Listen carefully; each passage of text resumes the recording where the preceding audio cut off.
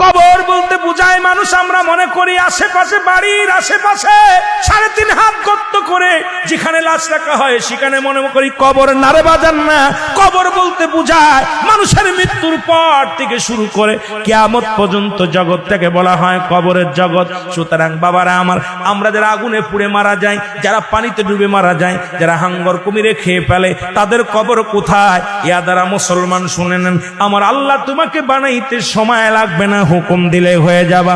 সুতরাং মৃত্যুর পর থেকে শুরু করে কিয়ামত পর্যন্ত জগৎটাকে বলা হয় কবর। এই কবরে যেদিন শোয়া দিবে, 1 নম্বরে আসবে একজন ফেরেশতা, তার নাম হলো নোমান ফেরেশতা। মুসলমান শুনে নেন, আমরা জানি কবরে শোয়ানো পর মুনকার নেকির আসবে। এই ভাইরা আমার, মুনকার নেকির আসার আগে নোমান ফেরেশতা আসবে, কবরে ঢুকে যাবে। সব মুসলমান ডাকতে বলবে, ভাই ওঠো, তোমার ভিতরে রূহটা দেয়া হলো। আজরাইল আলাইহিস সালাম রূহটা বাইর করেছে, আমার আল্লাহ তোমাকে জানটা দিয়েছিল, এটা কবজ করেছে।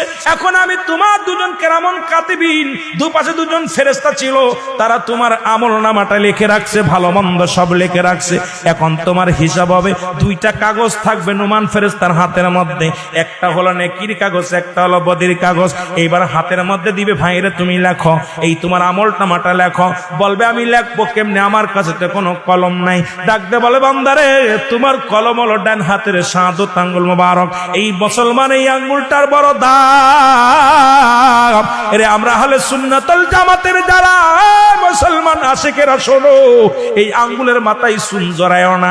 এই আঙ্গুল দিয়ে আমার নবী চন্ডকে দিয়ে খণ্ডিত করেছে, এই আঙ্গুলের বড় দাম। এই কবরের ভিতরে তোমার আমলনামাটা তোমার এই আঙ্গুল দিয়া লেখা লাগবে। বাবার এই আঙ্গুলটার মর্যাদা তোমরা রক্ষা করবা। জোরে জোরে চিল্লায় বলো ঠিক কিনা।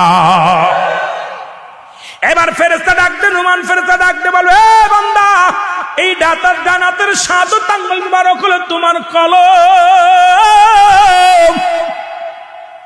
বান্দা বলবে, আমি কলম পাইলাম, কালি তো নাই। বলবে, কালি তোমার মুখের থুতু মুবারক। জোরে বল আল্লাহু আকবার।